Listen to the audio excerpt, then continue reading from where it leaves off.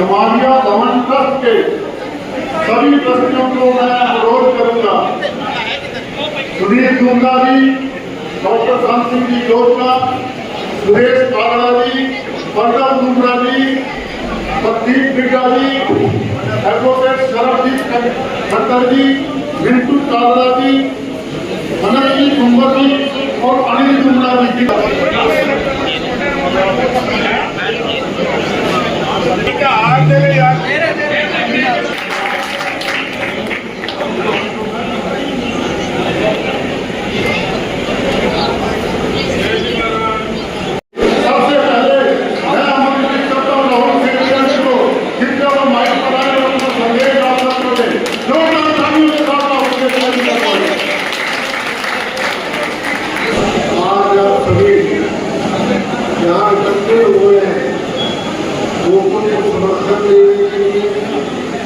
अपना प्यार दे रहे हैं। मैं तय दिल से आपका बहुत आभारी हूँ और मैं तो शुरू से ही आपके साथ हर समय, अच्छा समय हो बुरा समय हो, हर समय आपके साथ खड़ा मिला हूँ और बहुत किस्मत वाला हूँ कि आप जैसे दोस्त मिले तो सगे भाइयों से ज़्यादा मेरे साथ खड़े रहे। कभी आपका बहुत आभार। अब चुनाव में मात्र कुछ दिन रह गए हैं। आप सभी को सेवकिया बनकर चुनाव को संभाले। जीत आपकी निश्चित है, इसमें कोई दो राय नहीं है, पर पकी हुई फसल को संभालना चाहिए। एक बार फिर आपका बहुत आभार और धन्यवाद। 36 ग्रामीणों का विश्वास और आशीर्वाद लेकर आपके बीच में पहुंचा है वोटों की अपील करने। आप सबसे मेरा अनुरोध जोरदार तालियों के साथ गोकुल सेतिया का स्वागत करते हुए मैं आमंत्रित करता हूँ गोकुल सेतिया जी को कृपया वो माइक पर आए और अपनी भावनाएं आपके सामने व्यक्त करें। एक नारा गोकुल सेतिया, गोकुल सेतिया।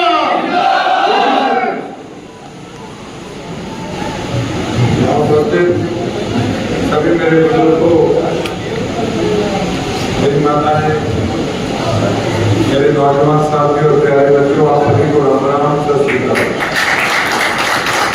आपका धन्यवाद करता हूँ और आभार व्यक्त करता हूँ कि आपने आज इतनी भारी संख्या में यहाँ अपनी उपस्थिति दर्ज करा के जो मुझे आशीर्वाद देने आप सब आए हैं।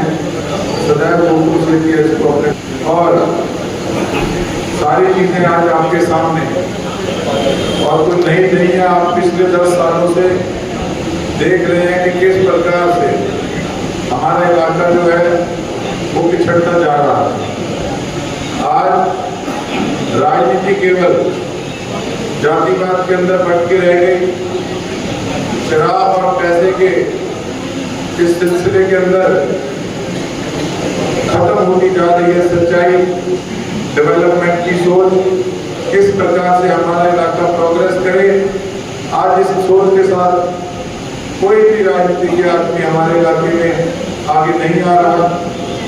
मैंने तो सिर्फ एक प्रण लिया था कि मैं राजनीति के परिवार से जरूर हूँ, लेकिन हमेशा एक ही सोच रखी मन में कि किस प्रकार से एक नई सोच के साथ जो कि हमारे इलाके की तरक्की के लिए, हमारे इलाके की खुशहाली के लिए, हमारे लोगों की तरक्की और खुशहाली के लिए उस सोच के साथ आगे बढ़ा जाए और प्रगति की ओर हमारे इलाके को लेकर जाया जाए। जिस प्रकार से हमारा इलाका पूरे हरियाणा के अंदर सबसे शांतिपूर्ण इलाका है और एक धार्मिक नगरी है हमारी सिरसा, तो किस प्रकार से हमारा सिरसा जो है तरक्की के अंदर अपना झंडा बुलंद करे हरियाणा के अंदर, ये मेरी सोच के साथ मैं राजनीति में उतरा था। बाकी ठीक है, उतार चढ़ाव राजनीति का और जीवन का हिस्सा है, लोग प्रत्यारोप चलते रहते हैं, लेकिन कभी भी मैंने किसी प्रकार से किसी से कोई पर्सनली कोई रंजिश या दुश्मनी वाली बात ना मेरी सोच रही है।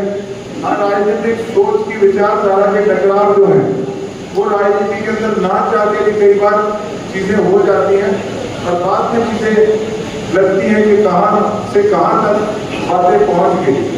लेकिन आपको मैं एक खुल के बात कहना चाहूँगा, क्योंकि कई बार कई चीज़ों को हमें स्पष्ट करना जरूरी होता है। 2019 का चुनाव था तो कई ऐसे एक आधा ऐसे परिवार भी थे जो कि शुरू से अरोड़ा साहब के साथ अच्छा उनका प्यार भी रहा।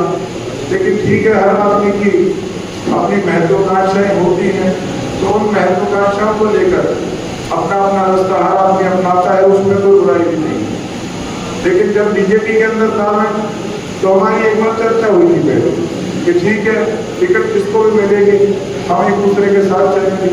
लेकिन जब टिकट दोनों को नहीं मिली तो उसके बाद मैंने अपने कार्यकर्ताओं की मीटिंग रखी और कार्यकर्ताओं ने हमारे पूरे परिवार ने कहा कि हम चुनाव मैदान में उतरेंगे ही उतरेंगे। मैंने किसी को मना नहीं किया कि आप चुनाव में मत उतरो। देखो, सबने अपना काम देखना, अपना सिस्टम देखना, अपने वर्कर अपने परिवार के हिसाब से हर आदमी ने अपना निर्णय लेना। तो जो मेरे परिवार में सभी आप साथियों ने मुझे निर्णय लेकर कहा कि चुनाव मैदान के अंदर वो हम उतरेंगे, तो मैं चुनाव मैदान के अंदर उतरा भी और आप सबके आशीर्वाद से एक नई पहचान भी मुझे अपने पूरे हरियाणा प्रदेश के अंदर दिलाने का काम किया। लेकिन जब चुनाव में मैं उतरा था, उसके बाद मैं उन लोगों के पास गया भी था कि देखो, अगर आप चुनाव नहीं लड़ रहे तो मैं चुनाव में इस मैदान में उतर रहा हूँ। मेरे कार्यकर्ता चाहते हैं कि हम आगे बढ़ के और अपने इलाके की तरक्की के लिए एक नई शुरुआत करें। तो आप मानेंगे नहीं, उस समय अगर मैं किसी के घर गया तो मुझे बेइज्जत करके वहां से भेजा गया। जब बेइज्जत करके भेजा गया, उसके बाद मेरे मन में भी आई कि देखो, घर आया तो आदमी दुश्मन को भी इस प्रकार से नहीं बोलता, और मेरे से तो कोई लड़ाई नहीं थी किसी प्रकार की। तो मेरे मन को उस चीज की बड़ी ठेस पहुंची कि ठीक है, अगर किसी ने चुनाव लड़ना तो लड़ो, चुनाव क्या दिक्कत है, सब आजाद है, अपना नॉमिनेशन भरो, किसने मना किया। और अगर टिकट एक को मिलती ना साथ चलते फिर तो कोई कह सकता था कि धोखा किया। अब ये तो सबका अपना अपना निर्णय है। चलो, जो हुआ उन चीजों की भी कोई बात नहीं। बाद में चुनाव में उतरे, जब चुनाव में उतरे तो किस प्रकार से कई लोगों ने अपने सिद्धांत छोड़ के और मेरी खिलाफत करने का काम किया। 5 साल उस चीज का भुगतान सरसा की जनता ने भी किया। और फिर अगर एक राजनीतिक सोच के साथ फिर मैदान में आए, कांग्रेस पार्टी ने मुझे खुद कहा कि हम आपको टिकट देना चाहते हैं, आपको चुनाव दिलाना चाहते हैं और आप चुनाव लड़ो, आप जीतोगे, आगे हम आपको मजबूती भी देंगे और आपके इलाके का विकास भी कराएंगे। तो सबने अपने अपने हिसाब से अपने राजनीतिक निर्णय लेने हैं। इसकी ये सोच तो है नहीं कि मैंने किसी की काट कर दिया, मैं किसी का बुरा चाहता हूँ। लेकिन उसके बाद फिर तो उन महत्वाकांक्षाओं को लेकर अपना अपना रास्ता हर आदमी अपनाता है, उसमें कोई बुराई भी नहीं।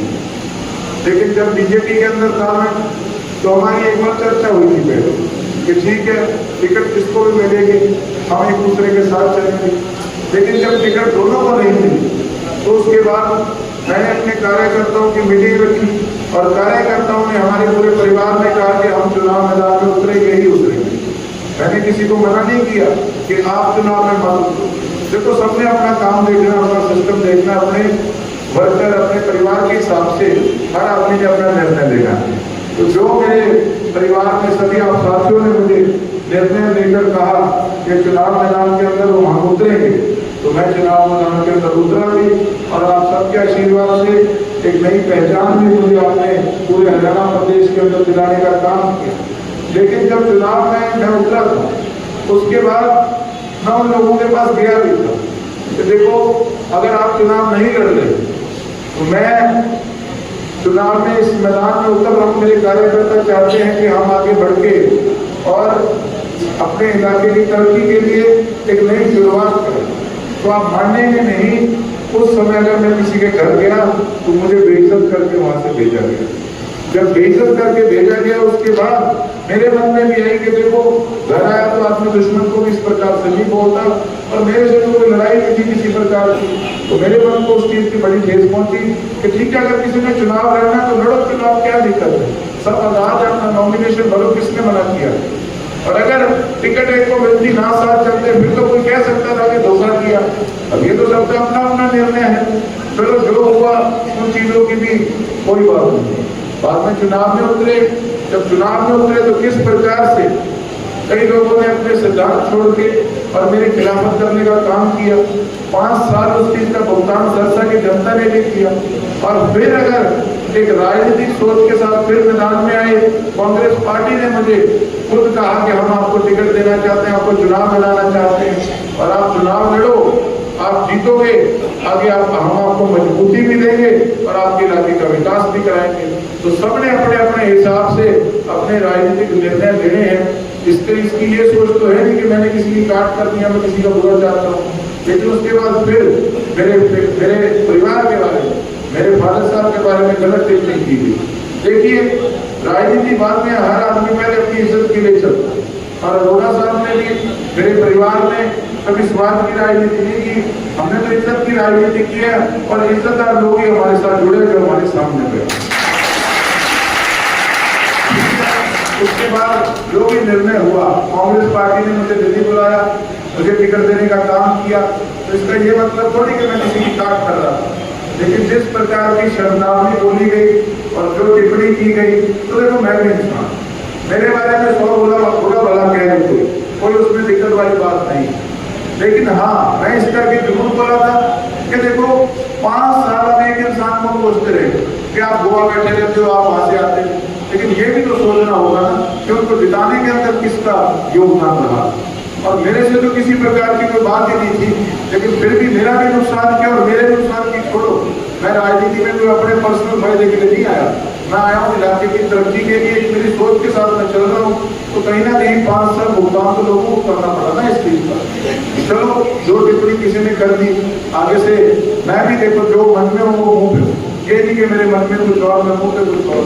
जब मेरे परिवार के बारे में बोला गया तो मेरे से भी टिप्पणी हुई। बाकी वो सब बड़े हैं, कोई मेरे मन में किसी प्रकार की वो बात नहीं है। बाकी जो जिसने कह दिया उल्टा सीधा, वो सिर माथे। आप सबके बीच में आया हूँ, आपका बेटा हूँ, आपका भाई हूँ। मैं तो एक ही बात कहना चाहता हूँ कि देखो, मैं ये जात बिरादरी की राजनीति से कोसों दूर, ना इसको पहले पसंद करता, ना इन चीजों को ना आज पसंद करता।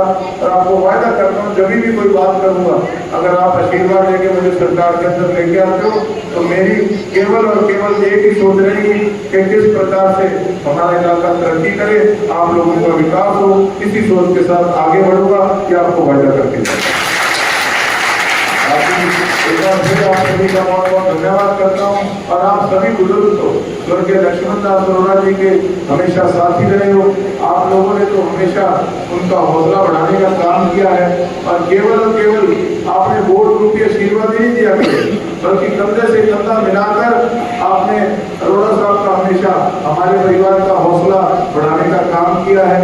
और आज भी मुझे उम्मीद भी है और उसके साथ साथ मुझे आप पे गर्व और मान भी है कि एक तरफ तो 4 पार्टियां इकट्ठी हो गई, पर अब कहीं जाके चुनाव का मजा भी आने लगा है कि जब ये हमें दिखता है कि किस प्रकार से लोग अपनी नीतियां भूल जाते हैं। कहते ना, हमारी राजनीतिक सोच है, एक हमारा विजन है, वो सोच ये लोग सारे भूल गए। इनकी तो केवल और केवल एक ही सोच रहेगी कि किस प्रकार से गोकुल सेठिया को हराया जाए। लेकिन स्वाद अब इस चीज का है कि मेरा इतना बड़ा परिवार मेरे साथ बैठा है, मुझे डरने की कोई जरूरत नहीं है। और मैं ये बात कहता हूँ कि जिसके साथ इतने बड़े परिवार का आशीर्वाद हो, मैं समझता हूँ ये जितने मर्जी ड्राइंगों में बैठ के गठजोड़ कर लें। आप देखिए किस प्रकार से जब ये लोग शहर के अंदर आते हैं तो भारतीय जनता पार्टी का पटका डाल देते हैं। इनको लगता है कि भारतीय जनता पार्टी का पटका डाल के हमें शहरी वोट मिल जाएगी। जैसे गाँव में जाते हैं, वहां जाके येलो का पटका डाल लेते हैं, इनको लगता है येलो का पटका डालने से हमें गाँव की वोट मिल जाएगी। तो विचारधारा फिर कहाँ थी? और मेरी विचारधारा तो पहले दिन से सीधी और स्पष्ट है। मेरी एक ही विचारधारा है, पहले भी यही बात कहता था, आज भी यही बात कहता हूँ। मेरे लिए पार्टी बाद में है, पहले मेरे लिए मेरे सिरसा की